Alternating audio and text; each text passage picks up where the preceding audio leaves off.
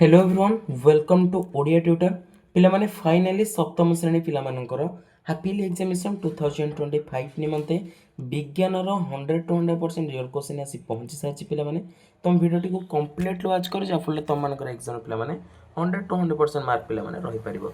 Okay तो कहि रखुची channel को नुआ कर विजिट करथिले चैनल को सब्सक्राइब करी बेल नोटिफिकेशन को तुमे ऑल सिलेक्ट कर दियो जहाँफल आम सर्वप्रथम नोटिफिकेशन तुम पाखे पहुँची पार एवं डिस्क्रिप्शन बॉक्स रे आम टेलीग्राम लिंक अच्छी यथाशीघ्र आम टेलीग्राम चैनल तुम जॉइन हो जाओ जहाँफल समस्त क्वेश्चन पीडीएफ है पीडीएफ विथ आंसर फाइल है आंसर फाइल फाइल तुम से पे आभेलेबल हो पार। तो चलो भिडियो को डेरी नक आरंभ करवा देख प्रथम समाप्ति सूचक मान निर्धारण 2025 समय 2 घंटा श्रेणी सप्तम विषय पे विज्ञान।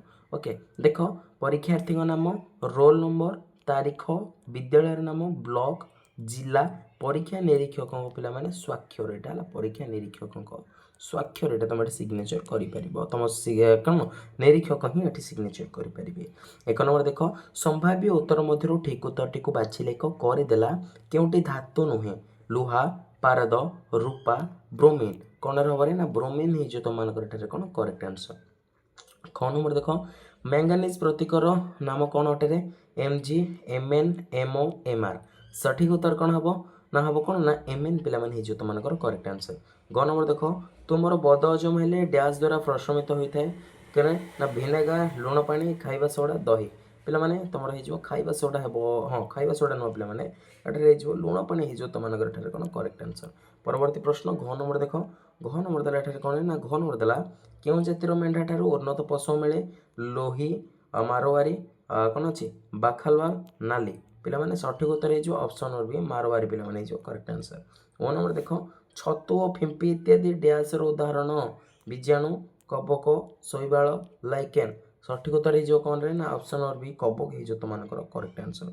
6 नंबर देख केउं रंग सबुठारु अधिक ताप विकिरण करे सबुज नाली कला धला सठिक उत्तर हो ऑप्शन नंबर सी हूँ तुम कौन रे ऑप्शन नंबर सी हो कला हो तुम करेक्ट आंसर। 6 नंबर देख 6 नंबर देला केउं अम्ल मांसपेशी व्यथार कारण अटे फर्मिक अम्ल लवण अम्ल गंधक अम्ल कौन अच्छे कार्बनिक अम्ल सठिक उत्तर हम ऑप्शन नंबर बी लवण अम्ल हो करेक्ट आंसर। ज नंबर देख उद्भिद केउं बाष्प को खाद्य प्रस्तुति में व्यवहार करे अम्लजान जबक्षारजान अंगारकाम्ल उद्जान सठिक उत्तर हो ऑप्शन नंबर सी अंगारकाम्ल हो करेक्ट आंसर। झ नंबर देख कागजी लेंबू रसरे क्यों अम्ल थाए एसिटिक अम्ल कौन अच्छी ऑक्जालिक अम्ल लवण अम्ल साइट्रिक अम्ल सठिक उत्तर हो ऑप्शन नंबर डी साइट्रिक अम्ल हो करेक्ट आंसर। निय नंबर देख केउं मूर्तिकार अति शीघ्र जल शोषण हुए मटाल बालिया दोरास मांकड़ा पे सठिक उत्तर हो ऑप्शन नंबर बालिया माटी हो करेक्ट आंसर। 2 नंबर देखिपे समस्त प्रश्न उत्तर दबा करदेला एठारे स्वच्छ चून पानी सहित अंगारकाम्ल प्रतिक्रिया कले क्यों प्रकार परिवर्तन हेबो और काहेकि बुझे लेख देखा चल उत्तर कौन अच्छी 4 दूनी 8 मार्क रही प्रश्न ये स्वच्छ चून पानी सह अंगारकाम्ल प्रतिक्रिया कले धला द्रवणीय जोटा कि कैल्शियम बा कार्बोनेट सृष्टि हुए जहाद्वारा चून पानी क्षीर पर देखा जाए है यह एक रासायनिक परिवर्तन कारण एक नूतन पदार्थ पे सृष्टि होता है। रासायनिक परिवर्तन में जदि आम मूल धातु को पे फेरई पार ना। परवर्ती प्रश्न समीकरण को समतल कर रखा KClO3 gives us KCl plus O2 पे जल देती या गिव्स कर लिखा पे चलो समतल करिया बालांस करने को एटा क्वेश्चन को लिखिदेव और इम्प्लाइज देदेव ये 2 गुण देव एपटे 2 गुण देव सेपटे एपटे 3 गुण देव जहाँफल मानते बालांस पे सामान रहा आंसर टी देखिपु आंसर हो 2 KCl प्लस 3 O2 हो तुम कौन करेक्ट आंसर। परवर्ती प्रश्न देख ग नंबर रेशम कीटर जीवन चक्र सोपान गुड़िक लेख फास्ट कौन हम ना अंडा लाभा बा शुष्क कौन अच्छे लाभा ताको कहते है प्यूपा है कोश द प्राप्त वयस्क पतंग पे से होइजिबे। परवर्ती प्रश्न देखा चलो परवर्ती प्रश्न कौन देला आजिकल वृक्षरोपण उपर अधिक ध्यान दि जाउछि कहीं कारण आजिकल देख मुझे पढ़ुची आजिकल वृक्षरोपण उपर अधिक ध्यान दी जाउछि कारण यह परिवेश को सुरक्षा देवा साहाय्य करे वायु अंगारकाम्ल ह्रास करे जीव मानक पई वासस्थान पिला माने जोगाई थाए। ये होछि तमर आंसर टी पिला माने। परवर्ती प्रश्न देखो देला एटार कोन रे ना एटा देला आमे साग खाइले हजम करि परिबारे समस्या हुए काहेकि।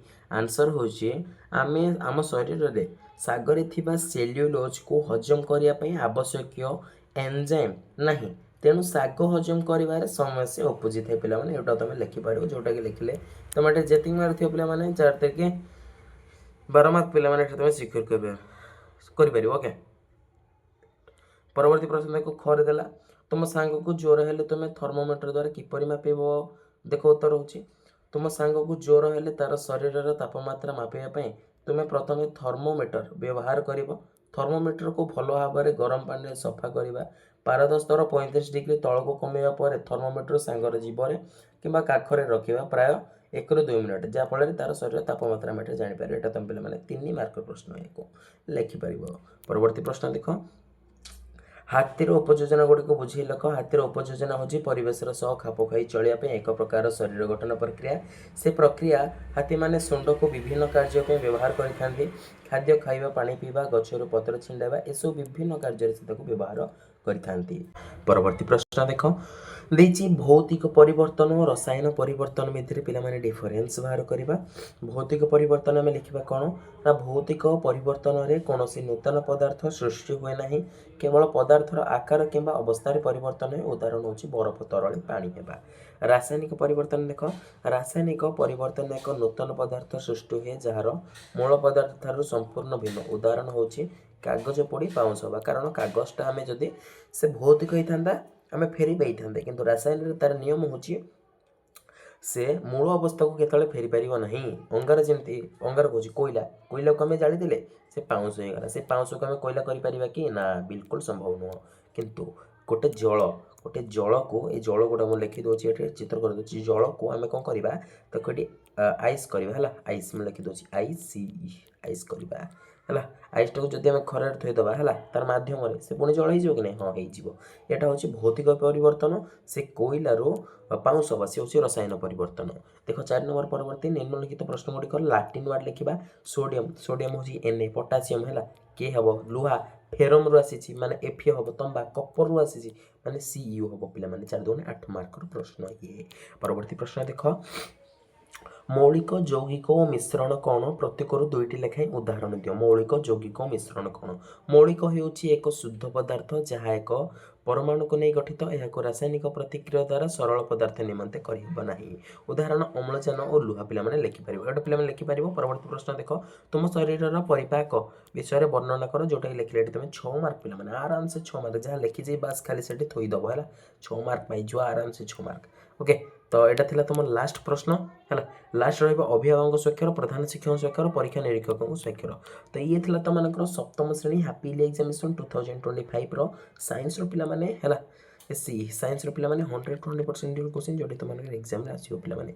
वीडियो को कंप्लीट वॉच करथियो अशेष अशेष धन्यवाद पिला माने। एतिक रे रहउची जय जगन्नाथ।